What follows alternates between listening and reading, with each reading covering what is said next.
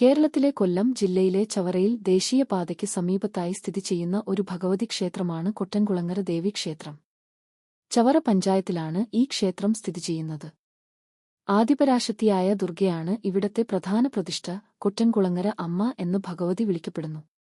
പുരുഷന്മാർ സ്ത്രീവേഷം കെട്ടി ചമയവിളക്കെടുക്കുന്ന ആചാരമുള്ള ഏക ക്ഷേത്രമാണ് കൊറ്റൻകുളങ്ങര ദേവീക്ഷേത്രം. കുട്ടികൾ മുതൽ വയോധികർ വരെ സ്ത്രീവേഷം അണിഞ്ഞ് വിളക്കെടുക്കുന്നുണ്ട്. കേരളത്തിനു പുറത്തുനിന്ന് എത്തുന്നവരും നിരവധിയാണ്.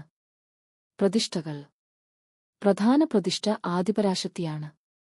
ദുർഗ രൂപത്തിലുള്ള പ്രതിഷ്ഠയാണ്. മേൽക്കൂര ഇല്ലാത്ത ശ്രീകോവിലിൽ മഴയും വെയിലുമടക്കമുള്ള പ്രകൃതി പ്രതിഭാസങ്ങളെ ഏറ്റുവാങ്ങി വനദുർഗ ഭാവത്തിലുള്ള ഭഗവതിയാണ്. ഗണപതി, പരമശിവൻ, ശ്രീധർമ്മശാസ്താവ്, മാടൻ ഭഗവാൻ, നാഗരാജാവ്, യക്ഷിയമ്മ എന്നിവയാണ് ക്ഷേത്രത്തിലെ മറ്റു ഉപദേവതാ പ്രതിഷ്ഠകൾ. ഐതിഹ്യം. ക്ഷേത്രം സ്ഥിതി ചെയ്യുന്ന സ്ഥലം ഒരു കാലത്ത് വനത്തിന്റെ ഭാഗമായിരുന്നു. ക്ഷേത്രത്തിന്റെ കിഴക്കുഭാഗത്ത് ഒരു വലിയ കുളം ഉണ്ടായിരുന്നു. ഒരു ദിവസം ഈ പ്രദേശത്തെത്തിയ കുട്ടികൾക്ക് ഒരു നാളികേരം വീണുകിട്ടുകയും അടുത്തുള്ള ഒരു കല്ലിന്റെ മുകളിൽ വച്ചുകുത്തി അത് പൊളിക്കാൻ ശ്രമിക്കുകയും ചെയ്തു.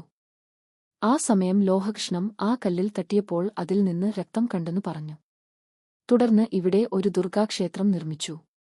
ചമയവിളക്ക്. ഇവിടത്തെ പ്രധാന ഉത്സവമാണ് ചമയവിളക്ക്. ഇത് മീനമാസത്തിലെ 10-11 ദിവസങ്ങളിൽ രാത്രിയിലാണ് നടക്കുന്നത്. ഇതിൽ പങ്കെടുക്കുന്ന പുരുഷന്മാർ സ്ത്രീകളായി വേഷം കെട്ടി വിളക്കെടുക്കുന്നു.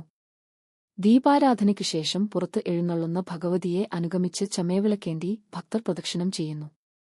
താളമേളങ്ങളും ഗജവീരന്മാരും വർണ്ണാഭമായ കെട്ടുകാഴ്ചകളും ഇതിന് അകമ്പടി സേവിക്കുന്നു. 2 ദിവസങ്ങളിലായി ഈ ചമയവിളക്ക് നടക്കുന്നു. നാരികളെയും തോൽപ്പിക്കുന്ന രീതിയിൽ പുരുഷന്മാരെ അണിയിച്ചൊരുക്കാൻ നിരവധി ചമയപ്പുരകളാണ് ഒരുങ്ങിയിട്ടുള്ളത്. മീശയും താടിയും കളഞ്ഞ് ചമയപ്പുരകളിൽ വിരിയുന്ന സുന്ദരിമാരായി ഇറങ്ങുന്നത് കാണാൻ വലിയ തിരക്കാണിവിടെ.